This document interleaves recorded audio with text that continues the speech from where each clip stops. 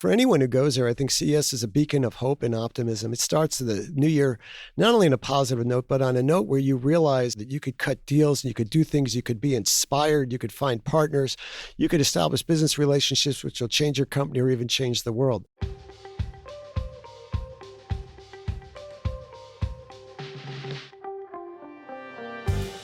This is CES Tech Talk. I'm James Kotecki. CES 2023 is January 5th through 8th in Las Vegas. We are here to get you hyped and get you smart about the world's most influential tech event. This is our final episode before CES 2023 officially kicks off. Stay tuned for more episodes from the show. But before we get to Vegas, let's bring in the big guns for their take on the CES experiences you don't want to miss. Today's three guests are from the Consumer Technology Association, the group that produces CES. Gary Shapiro, President and CEO, John T. Kelly, Vice President, CES, and Kinsey Fabrizio, Senior Vice President of Membership and CES Sales and Marketing. Welcome to you all. Thank you so much for being here. Thank you, James. Thanks, James. Thanks, James. We've got a fun group, and I'm really excited to chat with you today about CES 2023. To start, I want to maybe just kind of do a round robin and have each of you say one thing, and yes, let's limit it to just one thing that you are really excited about, excited to experience at CES 2023, starting with you, Gary. It's the emotion, the passion of people getting together. We've done events for the last year, and every one of them was marked by the pure, sheer joy and attitude of gratitude that people had when they could see each other again. The humanity that we are, the humans we are, you see present there. And it's such a great feeling to have people rediscover each other after these dark 2 or 3 years. John? Yeah, so I'm excited to see all the new technology. I mean, CES is a show of big companies and small companies. And even in the past couple of years, we've just seen so many advancements in different types of technology, whether it be healthcare, whether it be work at home technologies, audio, video technologies, automobile technologies. I'm just excited to see all the new technology on display. And Kinsey? I'm excited to get on the show floor. Walking down the halls of CES, there is just nothing like it. Seeing the energy and the enthusiasm from our exhibitors, it's something so special and so magical that you can only experience in person. There is something really palpable about that in-person experience. And of course, we're mindful of the history here. So CES 2020, January of 2020, COVID was just a blip on the horizon. CES 2021, all digital. CES 2022, obviously we started to come back. Does 2023, Gary, maybe you were alluding to this, does 2023 feel like the true return of CES? Well, it certainly is more magical because we're back to a big size. 2022 was decent, but it was definitely smaller because we had that Omicron. And now we have a lot more people coming. We have a show floor size that's at least 50 to 60% bigger than where we were just a year ago. And we have so much innovation and so many exciting things that exhibitors are doing and so many announcements and press conferences. It's just the sheer excitement. Of course, every show is different because there's new technologies, new people, and roughly half the exhibitors are new exhibitors. The feeling that we're back to being who we were as people, seeing each other and exploring how innovation is going to make the world better.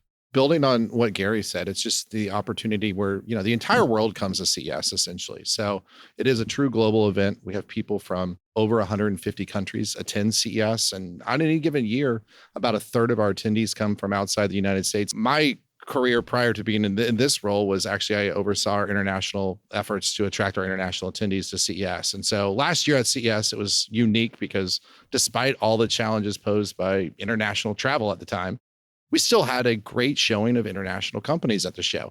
So this year, I'm really excited to see a lot of those people that I was not able to see last year, despite good numbers we did see. It will be great to be back more kind of in an environment where we do get to see everybody face to face, meeting, and not really have some of the pressures that we might have had last year. There's an interesting element to CES specifically, which is obviously so focused on having this incredible in-person, can't get it anywhere else kind of experience. And yet the technologies, many of the technologies that are on display and many of the companies involved are actually selling are the same technologies that enabled us to work remotely during the height of the pandemic and are continuing to enable this kind of remote work, hybrid work, work from anywhere, work in the metaverse kind of approach. So Kinsey, what are members saying about, despite the fact that not only do they use this technology, they actually make a lot of this technology, what do members say about why they actually want to be there in person? Well, I think right now more than ever, our members want to be in person. They want to collaborate together. They want to connect with each other. They want to share ideas. They want to launch their new ideas in front of their peers and their colleagues in the media. And CES is a great place to do that. I'll also say it's not just the tech for remote work that was so crucial during the pandemic. So many other tech solutions were really, really fantastic. Home entertainment, health tech. It was just a really great opportunity for the tech industry to shine. And I think coming to CES and putting them on display is a great opportunity for everyone. And tech to make it possible for people to meet in person as well. Health technology was wonderful during the pandemic. So many companies developed solutions like air filtration technology, solutions for a safer, cleaner environment and a germ-free environment. And we really owe this all to the tech industry. So as Kinsey indicated, I mean, we've seen a lot of advancements, not just in the technology on the show floor, but just in the trade show industry as a whole. It's really, COVID really forced the trade show industry, meetings and conferences industry, to push some industry forward to create a safer environment for attendees when they attend large events like CES. And we're taking it a step further in 2023 CES. We're heading more towards a touch-free environment where we want to minimize the people that are touching door handles and things like that. This is just general good health protocol I think we'll see in the future being adopted by us and by other organizations as we go forward. I think we're all a little bit more sensitive to the things we can do affirmatively to reduce the likelihood of disease transmission. And John, something that a listener to this podcast might be interested to know is if I go to CES 2023, what are the health protocols for me as an individual? Obviously, last year at CES 2022, we had masking, we had a lot of free COVID tests that were handed out. Things hopefully look a lot better from a global health perspective this year, but what are the overall protocols people can expect individually? Well, as Gary mentioned, we are working to create more of a touchless environment. And last year at CES, we actually took a layered approach. So in consultation with medical professionals and advisors, we implemented several protocols. You mentioned masking, testing. We did have a vaccination requirement last year as well. This year, vaccination is not required, though we strongly encourage people to both be vaccinated and have a flu shot as well. Masking, not required, but we do understand that a lot of people will probably want to wear a mask. And so we encourage them to do so if they feel comfortable. And the same thing goes for testing. So testing will be available on site. Different testing options for people should they need it will be available for our attendees as well. And this is in addition to some of the other protocols we've put in place. So for instance, we have wider aisles on the show floor to cut down on some of the congestion and create more of a social distancing type environment. Earlier, I mentioned the venues. Many of the venues in Las Vegas have created enhanced air filtration systems or implemented those within their properties. So we do feel like, the protocols that we have in place are in line with many other large events and meet or exceed people's expectations with respect to health and safety protocols. Great. So as Gary mentioned, we are transitioning out of a rough couple of years into something that hopefully looks a lot better. And we're all really excited to come back to CES 2023. Kinsey, from your perspective, what are you hearing from members about how they're approaching CES this year? Does it look different for them? Do you have any kind of trends that you can point to for ways that people are thinking about it maybe differently than they have in the past? Well, I think in addition to being really excited to get back together in person, our members are thinking a lot about how their companies are solving some of the world's biggest challenges. And that really lines up with the theme of CES, partnering with a UN partner, the World Academy of Arts and Science, around how tech is solving some of the world's biggest challenges. So you're going to see that show up from our members. They're creating solutions for healthcare access and delivery. They're creating solutions for environmental sustainability and access to food. So I think that's something that's different this year that we're looking forward to. Gary, we've been talking about the theme of human security for all on almost every episode of this podcast, but I want to hear directly from you. What appealed to you about that theme. I don't believe CES has actually had a theme even in the same way that this is. Why a theme and why human security for all this year? Well, certainly the last few years of the pandemic have taught all of us, including our companies come to CES, that you just can't do things the way you did. You have to be open to new ideas, new directions, see what the world situation is, and adapt. And that's what we have done. I've been getting that question about what's the theme of the show from reporters for a few decades now. And I always said the theme was innovation, which of course it still is.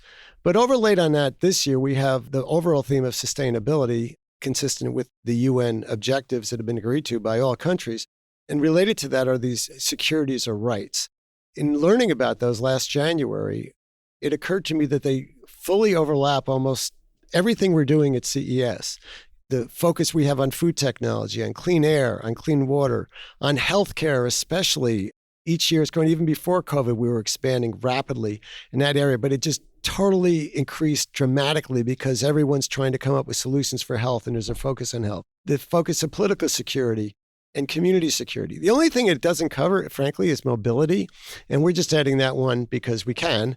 Mobility is one of the things that makes people free and gets around. And whether it's the record amount of space devoted to mobility in not only cars, but now in the water, in the air, every form of transportation, electric scooters, self-driving, electric, you name it, it's out there.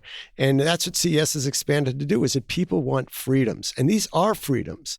The fact that some of these technologies are present all around the world, even in countries that are totalitarian, is obviously a good thing, but they also allow humans to express themselves in different ways, not only survive, but to thrive. And I think that's where we're heading as a world, that these are fundamental securities that every human being should have, fundamental rights. And technology actually empowers us to do that in so many different ways.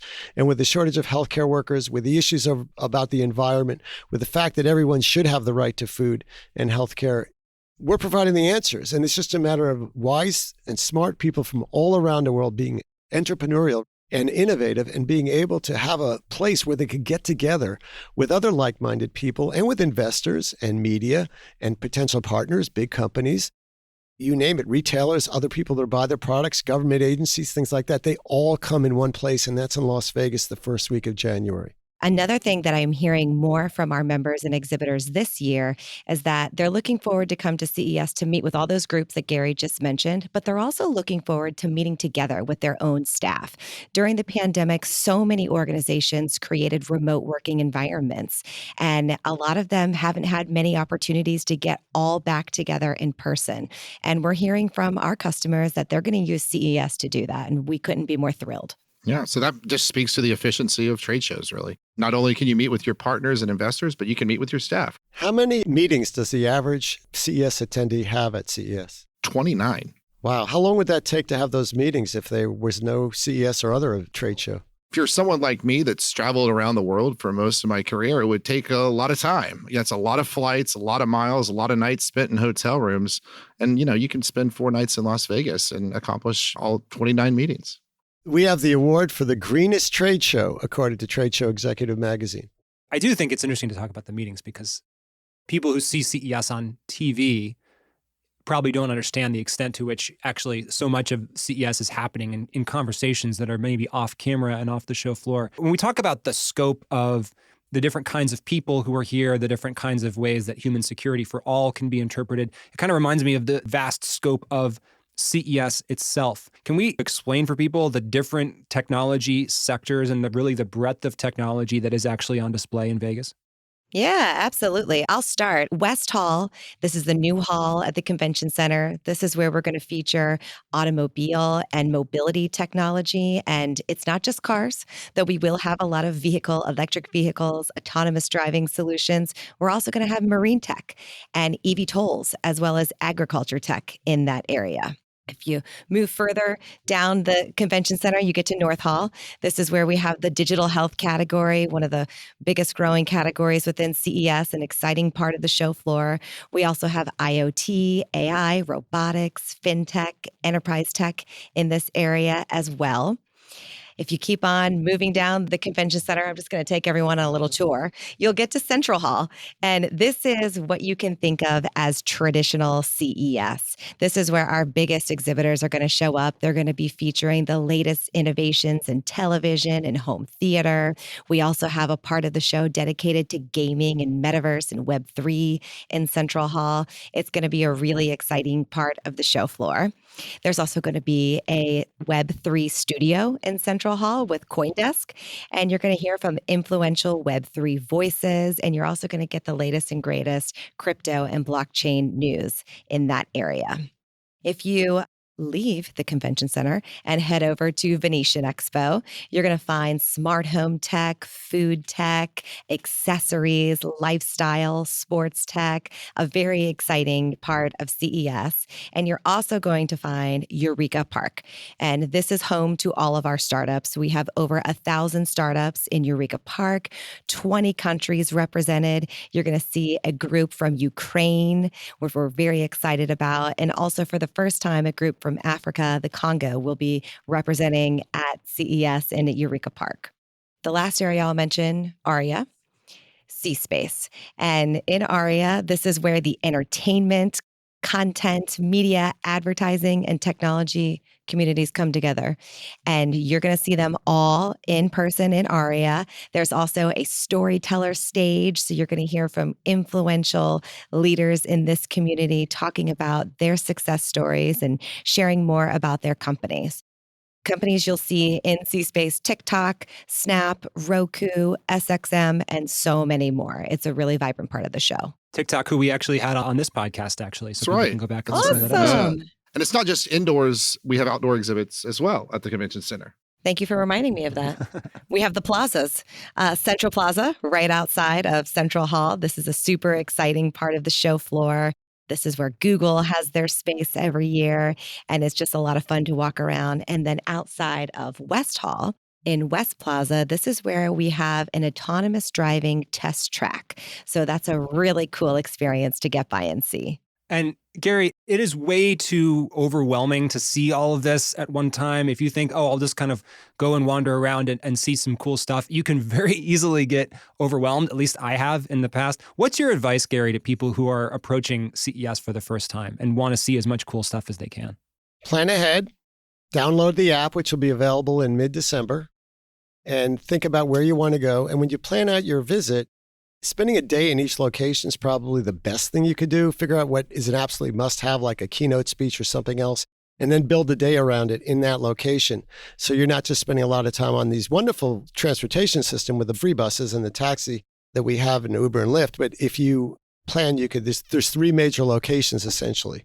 And of course, you have to get back and forth from your hotel.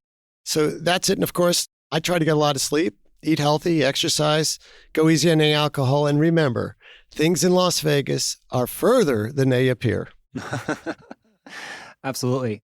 John, we're talking about the scope of this show. I believe this is your first CES in your current role where you're actually directing the show. Has it been a challenge to get your mind around a show this large as you step into this role? Well, as Kinsey and Gary indicated, and the show is a very large show, but it's a lot of shows within shows. So, for instance, as Kinsey indicated, the automobile space, mobility space over at West Hall. All the exhibitors over there are automobile transportation focused exhibitors. Conference programming over there is focused on that category as well. Moving to the North Hall, digital health. All those exhibitors are grouped together. In a way, it's, a lot of these shows within a show, actually prior to my current role, I led our show in China. So we did CES Asia in Shanghai. And that in itself was quite challenging for a lot of different reasons. Obviously, CES is a little different just given the scale. But, at the end of the day, we have a great team that has spent dozens of years working on CES. So that just makes my job even easier. Gary, speaking of China, and Kinsey mentioned Ukraine, we have to, of course, be mindful of the fact that CES 2023 is taking place amidst a time of global change, and some of the global trends that you wrote about in your book, Ninja Future, and just the macro environment that we take place in is reshaping technology and the companies within it all the time. So in this era of people wondering about what the future of crypto is, people wondering about the future of Russia-Ukraine, people wondering about the U.S. relationship with China, and of course, the layoffs that have affected some in the tech industry. I'm just curious how you think about CES 2023 amidst all of those things. And I know that CTA, the organization that you represent, is, of course, thinking about all those things in its broader capacity as a trade organization. Certainly, as part of our job representing 1,500 American companies to be focusing on those issues, and we do. We're very active in the public policy, not only in Washington and in Canada, but also in 50 state legislatures. And we have teams of people that focus on these things because they're important issues for the future of the tech industry, the future of innovation, the future of solving some of these problems. And there's a lot of proposals out there. We're doing so many different things that are new in so many areas of innovation that there are really important questions being discussed and debated worldwide. And CES is a forum for that as well, to discuss and debate some of those issues. And we've had really interesting meetings since we have public policy people from all over the world, cabinet level ministers, ambassadors.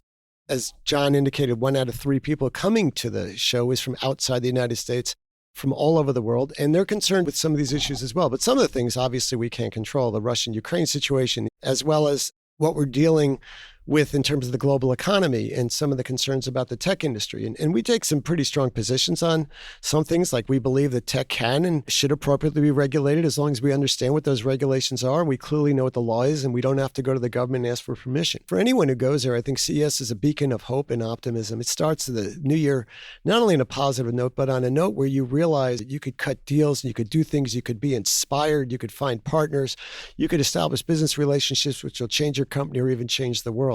And that's why CES is so wonderful for me personally, and why our staff is so committed and passionate about it, because it really is changing the face of innovation by getting all the different industries together, which are having ups or downs at different rates, but it gets them, in a sense, in one location, the leaders of those industries, and they come and do deals, because no company could do anything alone now. So yes, we've been in and out of recessions before, we will be. We've been in and out of world problems. I'm a big believer in the human ability to get through these problems and be resilient. And as long as we're moving forward, which is what innovation and technology is about, I think we're in a great place. And I think CES and other trade shows around the world are very important venues to allow those conversations to occur, which form the relationships which actually help us get through some of these problems. To me, part of the magic of CES is just the ability for people from around the world, from all different industries, to come together, to meet, to have high-level conversations about technology. CES is really, at its core, is just a show of big ideas. And that's really what CES is. It's amazing to see walking the show floor, as Kinsey indicated earlier, just walking the show floor, seeing all these ideas on display at CES. And that doesn't change. People will continue to have these ideas despite all these headwinds and, macro pressures that they may face throughout life. People are going to continue to dream. They're going to continue to have big ideas. And there's no better place to see that on display at CES. And I think, as Gary indicated again, it's just that magic to see the convergence of all the industries come together to really kind of celebrate that spirit of innovation at CES.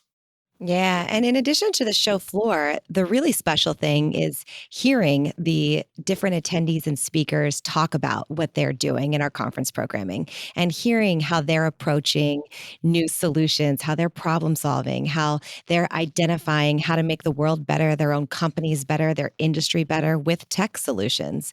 And, it's wonderful to not only be in the audience and hear those, but to get to be on stage and share what you're doing. And I think CES is just a great platform to do that.